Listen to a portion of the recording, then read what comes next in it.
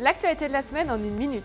Un camion piscine itinérant pour les écoliers éloignés des bassins sillonne la Moselle. Accueillis par groupe de 5 sur des créneaux d'1 heure au total, les élèves de CP de Verny découvrent les joies de la piscine sans avoir à effectuer un long trajet en autocar.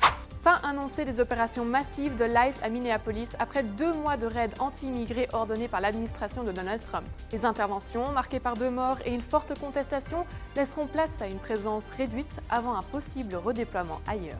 La France relance le débat sur l'indemnisation chômage des anciens frontaliers travaillant au Luxembourg. Une proposition portée par la députée Isabelle Rauch vise à faire payer les allocations par le dernier pays d'activité et non plus par le pays de résidence. Aujourd'hui, la France indemnise les frontaliers ayant travaillé au Luxembourg qui ne remboursent qu'une faible part.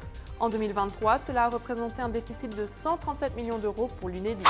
Le président des Républicains Bruno Retailleau a annoncé jeudi sa candidature à l'élection présidentielle de 2027.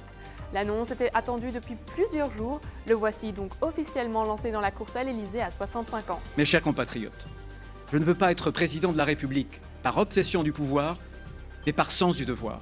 Retrouvez plus d'informations sur rtlinfo.lu.